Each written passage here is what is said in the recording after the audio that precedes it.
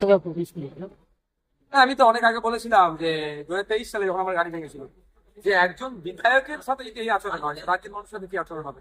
গাড়ি ভেঙে দেবে, গাড়ি ছাড়িয়ে দেবো, ওরকম আমি না। এই গাড়ি 2026 পর্যন্ত রাখবো। তো আজকে সকাল নিতে এসেছি, আজকে অব্দি গাড়ি বাড়ি রাখবো, রাখবে আগামীকাল গাড়ি ছেড়ে দেবো। অনেক কঠিন লড়াইয়ের মধ্যে তুমি আবার নতুন করে জিতে আসলে কতটা প্রত্যাশা ছিল? না, কঠিন লড়াই ছিল না, 21-টা ছিল টাফ লড়াই। এখন যথেষ্ট লড়াইটা এক্সেপ্ট তুলনায় কম ছিল। আমি 20,000 ভোট এক্সট্রা পেয়েছি। আমি 1,26,555টা ভোট পেয়ে আছি। বাংলার মানুষকে আমি ধন্যবাদ জানাবো। তবে এতটুকু বলবো, বিজেপির এক বিধায়ক শুনছিলাম, বলেছে নাকি মুসলমানরা তাকে ভোট দেয় নাই, তাই 5 বছর কাজ করবো না। সেই ধরনের আমি অসাংবিধানিক কথা বলবো না।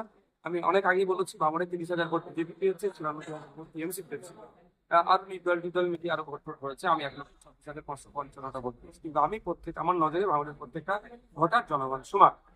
সুতরাং আমি প্রত্যেককে পরিষেবা দিতে আমি সংবিধানের মানে গদি ভোট ভোট দিচ্ছি। আজকে সংখ্যালঘু বিষয়কের যিনি মন্ত্রী শ্রী রামটুডু তিনি বলছেন যে পশ্চিমবঙ্গে প্রচুর অবৈধ মাদ্রাসা রয়েছে, সেসব বন্ধ করে দেওয়া। দেখুন, উনি উনি নতুন দায়িত্ব পেয়েছেন, তো ওনার অতটা ইনফরমেশন ওনার কাছে না। কে মাইকে দুটো গরম গরম কথা বলে দিচ্ছি, এগুলো বলে দিচ্ছি, এটা ওনার কাছে ইনফরমেশন না।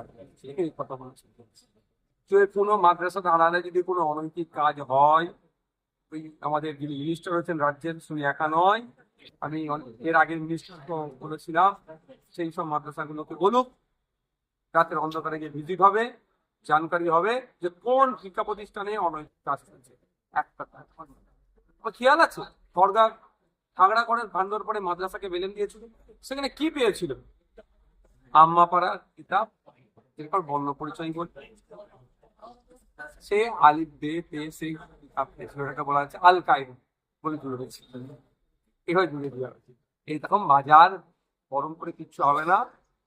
জাতীয়তাবাদী আমরা, দেশকে স্বাধীন বাঙালি করেছিল, কাঁধে কাঁধে মিলিয়ে আমরা পূর্বপুরুষ ছিল, সে স্বাধীনতা।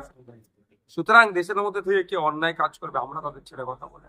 মমতা বন্দ্যোপাধ্যায় পরাজয়ের পর বলছেন যে সবাইকে আহ্বান করছেন একসঙ্গে এসে লড়াই করতে। এখন ওনার সভাপতি উদয় হয়েছে, প্রচুর সভাপতি আছে। এই বিষয়টাতে আমরা তো অনেক আগে বলেছিলাম। 27 লক্ষ আজকে নাম ডিলিট হয়ে গেল। 17 লক্ষ আমার হিন্দু ভাই মা, 10 লক্ষ মুসলিম মা আমার। সেই সময় বলেছিলাম আগে ভোটার পরে ভোট, ভোটকে বয়কট করুন। তখন কেন সারা হয়ে গেছে? তখন আমি কল দিয়েছিলাম, মুখ্যমন্ত্রী ওটা মমতা ব্যানার্জি সারা ডাক দিক, আর আমরা তার সাথে সাথ দেবো। তখন হয়নি। এখনো বলছেন উনি এক করতে, তাও আমি বলছি চলেন আলোচনা পরে হবে। আগে ওরা সদিচ্ছা আছে নাকি দেখতে চায়।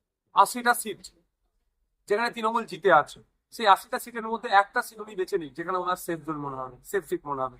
সেখান থেকে বাই ইলেকশন হোক, মমতা জিতে লিডার অফ অপোজিশন হয়ে আসুক হাসিম, তারপরে আমরা ভাববো ওনাকে নিয়ে লড়াই করা যায় কি যায় না।